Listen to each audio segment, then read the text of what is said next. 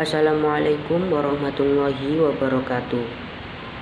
Segala puji bagi Allah Subhanahu wa Ta'ala yang telah begitu banyak memberikan kita kenikmatan, terutama nikmat iman, Islam, dan nikmat kesehatan. Sholawat dan salam tercurahkan kepada Nabi besar kita Muhammad Sallallahu Alaihi Wasallam yang telah membawa kita dari zaman kegelapan ke jalan yang terang benderang dan membawa kita ke jalan yang benar. Kepada yang terhormat Bapak Ahmad Sadat MAG pada hari ini dan kawan-kawanku semua yang insya Allah akan diridhoi dan dirahmati oleh Allah Subhanahu wa Ta'ala. Amin. Pada kesempatan ini saya akan berceramah tentang mengenai pentingnya sholat. Sholat hukumnya wajib bagi setiap orang Islam yang terlarang memenuhi syarat, laki-laki maupun perempuan, terkecuali orang gila, anak kecil yang belum balik, dan wanita yang sedang haid atau nifas. Sholat juga merupakan tugas bagi setiap umat Islam yang ada di dunia dan juga merupakan tiang agama. Seperti halnya rumah yang tidak ada tiangnya, maka rumah itu akan rubuh. Perintah sholat sendiri merupakan perintah yang disampaikan langsung oleh Allah Subhanahu wa Ta'ala kepada Nabi Muhammad Sallallahu Alaihi Wasallam. Hal ini seperti yang dituangkan dalam Al-Quran, yang artinya, maka dirikanlah sholat. Sesungguhnya sholat itu adalah kewajiban yang ditentukan waktunya atas orang-orang yang beriman. Surah An-Nisa ayat 103.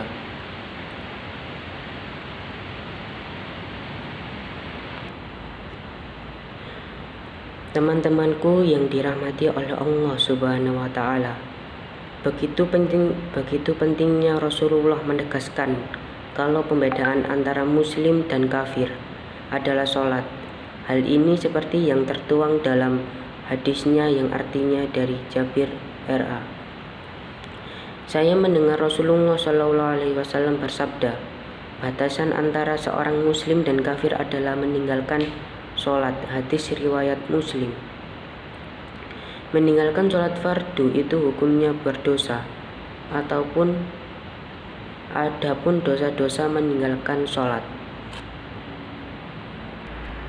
Dosa-dosa meninggalkan sholat yang pertama, Allah akan menghilangkan barokah dari umurnya. Kedua, Allah akan menghilangkan berkah dari rezekinya.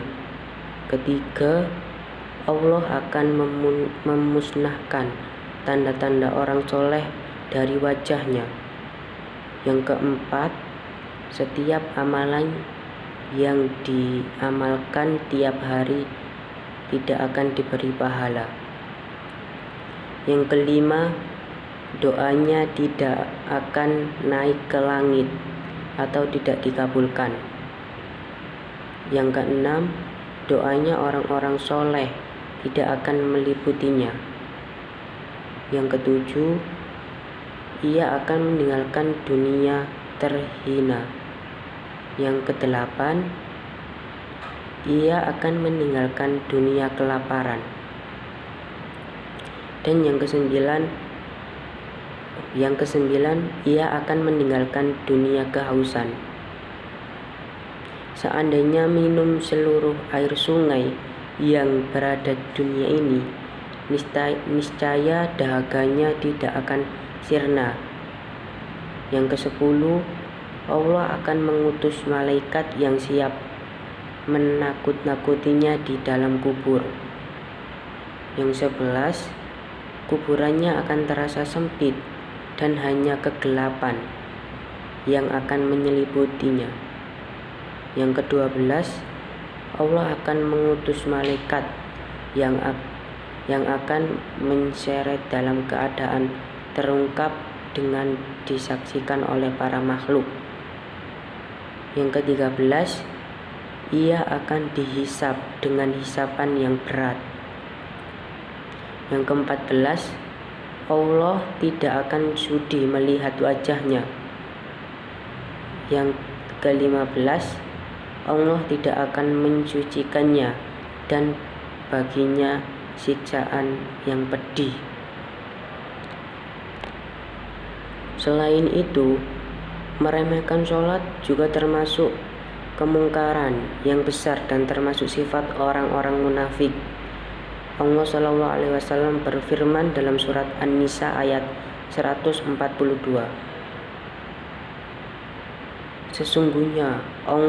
Sesungguhnya orang munafik itu hendaknya menipu Allah, tetapi Allah lah yang menipu mereka.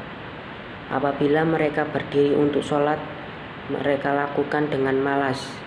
Mereka bermaksud ria, ingin dipuji di hadapan manusia, dan mereka mengingat Allah kecuali sedikit sekali. Setiap muslim dan muslimat wajib memelihara sholatnya. Maksudnya memelihara sholat 5 waktu, melaksanakannya dengan tumak nina, konsentrasi dan khusyuk, serta menghadirkan hati, karena Allah telah berfirman dalam surat Al-Mu'minun ayat 1 dan 2. Sesungguhnya beruntunglah orang-orang yang beriman, yaitu orang-orang yang khusyuk dan sembayangnya.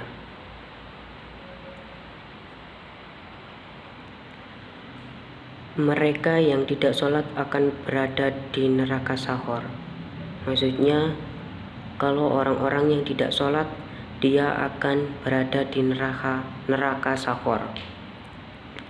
Kerugian mereka yang meninggalkan sholat adalah akan dimasukkan ke dalam neraka sahor. Allah Subhanahu wa Ta'ala berfirman, "Apa yang menyebabkan kamu masuk ke neraka? Apa yang menyebabkan kamu masuk ke neraka sahor?"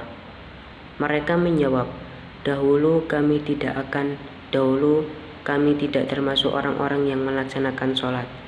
Surah Al-Mudaththir ayat 42-43. Kerugian ini akan menjadi penyesalan yang tidak berarti di akhirat. Ketika di dunia lebih mengutamakan kepentingan dunianya daripada akhiratnya, maka inilah yang ia dapatkan. Meninggalkan sholat dan melalaikan kewajiban sholat adalah salah satu hal yang berbahaya. Rasulullah SAW bersabda, perjanjian antara kita dengan mereka, orang-orang kafir, adalah sholat. Barang siapa yang meninggalkannya, berarti ia telah kafir. Hadis riwayat Tirmizi. Dan dalam sebuah hadis, Rasulullah SAW bersabda, barang siapa yang tidak memelihara sholatnya, maka ia tidak akan bercahaya, tidak mempunyai hujah alasan, dan tidak akan diselamatkan dari kiamat kelak. Ia akan dikumpulkan bersama Qarun, Fir'aun, Haman, dan Ubay bin Khalaf. Hadis riwayat Ahmad. Orang-orang yang meninggalkan sholat adalah orang-orang yang meninggalkan sholat dengan sengaja, sama saja dengan mengerjakan dosa besar. Imam Az-Zahabi menyatakan, orang-orang yang mengakhiri sholatnya dalam waktu tergolong pelaku dosa besar, sedangkan yang meninggalkannya satu kali saja, namun dengan orang yang berbuat zina dan tidak kriminal pencuri, meninggalkan seluruh sholat yang 5 waktu secara total, termasuk dosa besar. Apabila hal tersebut dilakukan berulang kali, maka pelakunya dianggap telah melakukan dosa besar, kecuali orang tersebut bertaubat. Kemudian jika terus-menerus melakukannya, maka ia termasuk orang-orang yang merugi, celaka dan berdosa. Wallahu a'lam.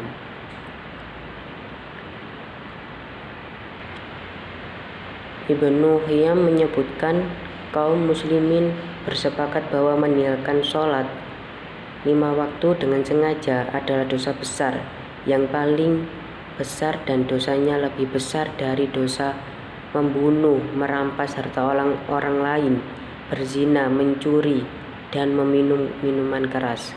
Na'udzubillah min dzalik. Semoga kita selalu menjaga sholat kita. Amin, amin. Demikian ceramah yang dapat saya sampaikan pada kesempatan ini. Mudah-mudahan berkenan di hati kalian semua. Amin.